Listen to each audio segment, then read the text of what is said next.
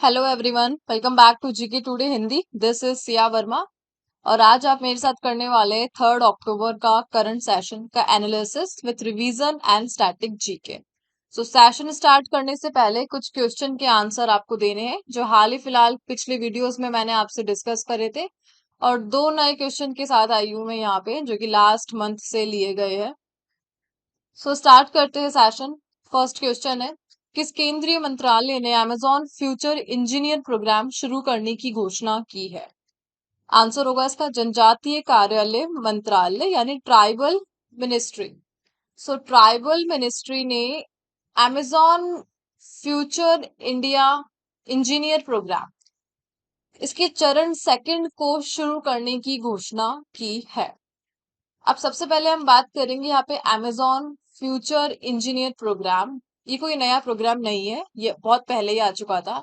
Amazon India ने इसको launch किया था, और कब लॉन्च किया था? 2021 में इसको लॉन्च किया था, 27 सितंबर को लॉन्च किया था। ठीक है।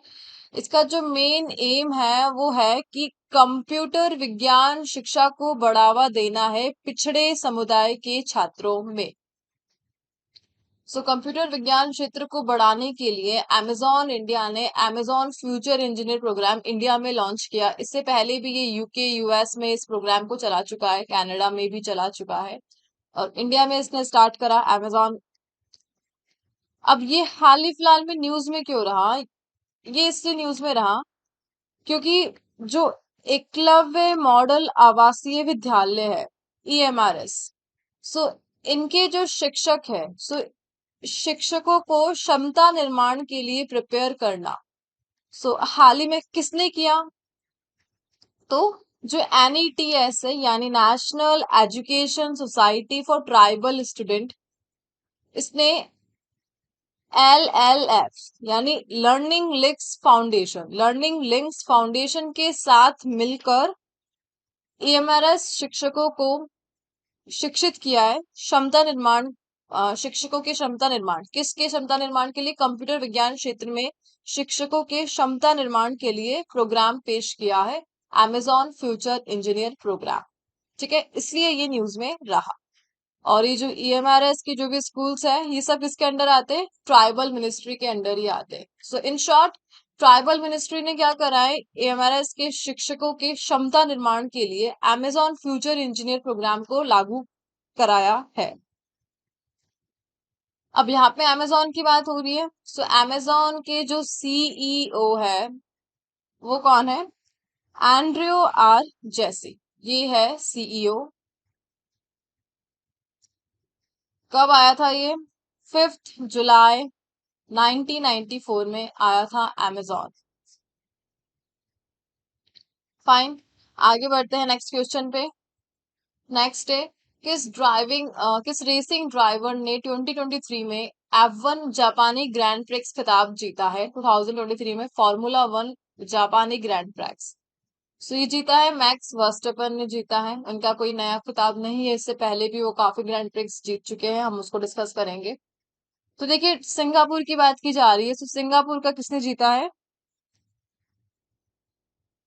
सिंगापुर का जीता है कार्लोस सेंस ने। ठीक है, सिंगापुर का तो ले गए कार्लोस सेंस। किस रेसिंग ड्राइवर ने लगातार तीसरे वर्ष डच ग्रैंड प्रिक्स जीती? तो डच को भी जीता था मैक्स वर्स्टेपन ने। किस फार्मूला 1 रेसिंग ड्राइवर ने बेल्जियम ग्रैंड प्रिक्स जीतने के बाद लगातार 8वीं जीत हासिल की? अब तो ज्यादा हो चुका है उनकी जीत। अब बेल्जियम ग्रैंड प्रिक्स को भी किसने जीता था? मैक्स वर्स्टेपन ने। देन नेक्स्ट है हंगेरियन ग्रैंड प्रिक्स, इसको भी मैक्स वर्स्टेपन ने जीता। मियामी ग्रैंड प्रिक्स, इसको भी मैक्स वर्स्टेपन ने जीता है। ठीक है। 2023 में विश्व पैरा एथलेटिक्स ग्रैंड प्रिक्स का मेजबान शहर कौन सा है? दुबई। दुबई ने होस्ट करा किसको? विश्व para athletics grand prix. Max Verstappen ने कौन कौन सी ग्रैंड प्रिक्स जीती है? जापान वाली जीती है, बेल्जियम की है, डच की है, हंगेरियन की है, हंगरी, और मियामी। ठीक है, ये मैक्स वर्स्टेपन के खाते में दर्ज हो जाती है। आगे बढ़ते हैं नेक्स्ट क्वेश्चन पे। नेक्स्ट है, पर्यटन मंत्रालय द्वारा पैम्बर्ती और चंदलापुर को किस राज्य में सर्वश्रेष्ठ पर्यटन गांवों के रूप में चुना गया है? सो पर्यटन मंत्रालय यानी मिनिस्ट्री ऑफ टूरिज्म की बात की जा रही है। सो इन्होंने क्या करा है, पंबर्ती और चंदलापुर को सर्वश्रेष्ठ पर्यटन गांव के रूप में चुना है। कहाँ के गांव है ये? तेलंगाना के सर्वश्रेष्ठ पर्यटन गांव है ये। दो नाम ध्यान रखना, पंबर्ती और चंदलापुर। अब मिनिस्ट्री ऑफ टूरिज्म में आ रही है, कौन है इसके लिए जो कैबिनेट मिनिस्टर है? वो है जी किशन रेड्डी। ठीक है, अब कैसे हुआ ये प्रोग्राम? सो एक्चुअल में 27 सितंबर को मनाया गया क्या? Tourism day, world tourism day, international tourism day. क्या मनाया गया? International tourism day. सो इसी उपलक्ष्य में जी किशन रेड्डी ने तेलंगाना के दो गांवों को सर्वश्रेष्ठ पर्यटन गांवों का दर्जा दिया। इंटरनेशनल लेवल पे बात करें तो इस बार जो टूरिज्म डे है उसकी होस्ट कंट्री कौन थी? सऊदी अरब थी। ठीक है, सो इसकी थीम भी रही होगी, या इसकी थीम थी टूरिज्म एंड ग्रीन इन्वेस्टमेंट। क्या इंटरनेशनल लेवल पे कोई ऑर्गेनाइजेशन है? तो जी हाँ, यहाँ पर एक ऑर्गेनाइजेशन भी है, यूनाइटेड नेशन की WTO, वर्ल्ड टूरिज्म ऑर्गेनाइजेशन। ठीक है, वर्ल्ड टूरिज्म जो टूरिज्म सेक्टर को संभालती है इंटरनेशनल लेवल पर। हेडक्वार्टर कहाँ पर मिलेगा? मैड्रिड स्पेन में मिलेगा। और कब? 1975 में आई थी। WTO से एक वर्ल्ड ट्रेड ऑर्गेनाइजेशन भी होती है, लास्ट मैंने आई थिंक मिस्टेक कर दी थी, मैं यहाँ पे करेक्ट करवा देती हूँ फिर से। देखो, WTO एक तो वर्ल्ड टूरिज्म ऑर्गेनाइजेशन है, एक WTO वर्ल्ड ट्रेड ऑर्गेनाइजेशन है। तो ट्रेड ऑर्गेनाइजेशन का हेडक्वार्टर जेनेवा स्विट्जरलैंड में है, 1995 की बॉडी है ये। जबकि टूरिज्म का मैड्रिड स्पेन में है। फाइन, आगे बढ़ते हैं नेक्स्ट क्वेश्चन पे। नेक्स्ट है, हाल ही में चर्चा में आए दिव्यांश पवार, रुद्राक्ष पाटिल और ऐश्वर्य प्रताप सिंह तोमर कौन सा खेल खेलते हैं? सो ये सब खेलते हैं शूटिंग। शूटिंग से रिलेटेड है दिव्यांश पवार, रुद्राक्ष पाटिल, ऐश्वर्य प्रताप सिंह। सो इस शूटिंग तिकड़ी ने हाल ही में जो एशियाड चल रहे हैं, कहाँ पे चल रहे हैं? चाइना के हांगझोउ में। So, चाइना के हांगझोउ में जो 90th एडिशन चल रहा है एशियाड 2023 में, उसमें किस कैटेगरी में इन्होंने गोल्ड मेडल जीता है? सो गोल्ड मेडल लिया है इन्होंने, और कौन सी कैटेगरी ध्यान रखिएगा, पुरुषों की 10 मीटर एयर राइफल कैटेगरी है ये। ठीक है, इससे पहले मैंने आपको एक डिस्कस और कराया था, वो था पुरुषों का 10 मीटर एयर पिस्टल। उसमें तीन तिकड़ी अलग थे, वो तीन तिकड़ी कौन थे? सरबजोत सिंह, अर्जुन सिंह और शिव नरवाल। सो इन्होंने भी भारत को गोल्ड दिलवाया था पुरुषों की 10 मीटर एयर पिस्टल में, और पुरुषों की 10 मीटर एयर राइफल में दिलाया है दिव्यांश पवार, रुद्राक्ष पाटिल, ऐश्वर्या प्रताप सिंह ने, और चाइना को हरा के। ठीक है, आगे बढ़ते हैं नेक्स्ट क्वेश्चन पे। नेक्स्ट है, मूडीज इन्वेस्टर सर्विस ने बायोमेट्रिक प्रौद्योगिकियों की विश्वसनीयता पे गंभीर संदेह के कारण किस भारतीय योजना को लाल झंडी, सो रेड फ्लैग दिखाया गया है? भारत इंडिया की कौन सी योजना? आधार योजना को किसने दिखाया है? मूडीज ने दिखाया है, रेटिंग एजेंसी है मूडीज इन्वेस्टर सर्विस। सो स्वीकृति नहीं दी आधार को, लेकिन गवर्नमेंट ने इनके जो भी कमेंट थे उन सबको क्या कर दिया है? खारिज कर दिया है। गवर्नमेंट ने इनके दावों पर खारिज कर दिया है। अब यहाँ पे आधार की हम बात करेंगे। देखिए, आधार कौन इशू करता है इसको?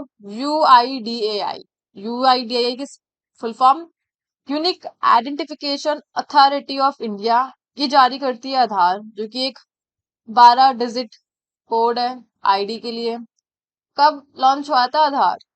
सो इसको लॉन्च किया गया था 28 जनवरी 2009 में। ठीक है, और कौन सी मिनिस्ट्री रिस्पॉन्सिबल है इसके लिए? सो ministry of electronics and IT ये रिस्पॉन्सिबल है। और कौन है इसके लिए रिस्पॉन्सिबल? कैबिनेट मिनिस्टर अश्वनी वैष्णव। ठीक है, अश्वनी वैष्णव है। फाइन, आगे बढ़ते हैं नेक्स्ट क्वेश्चन पे। नेक्स्ट है, किस केंद्रीय मंत्रालय ने भारतीय सांकेतिक भाषा अनुसंधान और प्रशिक्षण केंद्र की स्थापना की है? सो ICALRPC यानी भारतीय सांकेतिक भाषा अनुसंधान और प्रशिक्षण केंद्र। सो इसको किसने स्थापित करा है? सो इसको किया है ministry of social justice and empowerment, सामाजिक न्याय एंड आधिकारिता मंत्रालय, ministry of social justice and empowerment. जिसके कैबिनेट मिनिस्टर कौन है? वीरेंद्र। ठीक है, ये कैबिनेट मिनिस्टर है। सामाजिक न्याय और आधिकारिता मंत्रालय। अब यहाँ पे बात की जा रही है ISLRTC। सो इसी मिनिस्ट्री ने, यानी जो सोशल जस्टिस और एम्पावरमेंट मिनिस्ट्री है, उन्होंने 2011 में इसको स्थापित किया था, भारतीय सांकेतिक भाषा अनुसंधान प्रशिक्षण केंद्र को। और न्यूज में इसलिए रहा क्योंकि हाल ही में 23 सितंबर को मनाया था क्या? अंतर्राष्ट्रीय सांकेतिक भाषा दिवस। भाषा दिवस है कौन सी? सांकेतिक भाषा, सांकेतिक। ये डे मनाया था 23 सितंबर को। इसी उपलक्ष्य में ऑनलाइन पोर्टल लॉन्च किया गया था सांकेतिक भाषा के लिए, ऑनलाइन पाठ्यक्रम और एक नई शब्दकोश, इसको लॉन्च किया गया था। दैट्स वाई ये न्यूज में रहा। अच्छा, इंटरनेशनल लेवल पे कोई ऑर्गेनाइजेशन है? जी हाँ है, वर्ल्ड फेडरेशन ऑफ डीफ, ये ऑर्गेनाइजेशन है। इसके लिए फिनलैंड में इसका हेडक्वार्टर है और 1951 की ये बॉडी है। ठीक है, आगे बढ़ते हैं नेक्स्ट क्वेश्चन पे। नेक्स्ट है, इंडिया स्मार्ट सिटी कॉन्क्लेव 23 में किस शहर को भारत में सर्वश्रेष्ठ स्मार्ट सिटी चुना गया है? सो नो डाउट इस बार भी किसको चुना गया है? इंदौर। ठीक है, सो इंदौर को चुना गया है सर्वश्रेष्ठ smart city India smart cities conclave 23 में। और किसने चूज करा है? आवास व शहरी मामलों के मंत्रालय। कौन है इसके लिए responsible cabinet minister? So Hardeep Singh Puri, ये है इसके लिए responsible cabinet minister, Hardeep Singh Puri. So Indore को चुना गया है मध्य प्रदेश का फर्स्ट। सेकंड रैंकिंग पे कौन है? गुजरात का सूरत है सेकंड रैंकिंग पे। थर्ड नंबर पे कौन है? यूपी का आगरा है। ठीक है, और इसी के साथ अगर स्टेट की कैटेगरी की बात करें ना, तो स्टेट कैटेगरी में भी पहले नंबर पे मध्य प्रदेश है और दूसरे नंबर पर है तमिलनाडु। ठीक है, आगे बढ़ते हैं नेक्स्ट क्वेश्चन पे।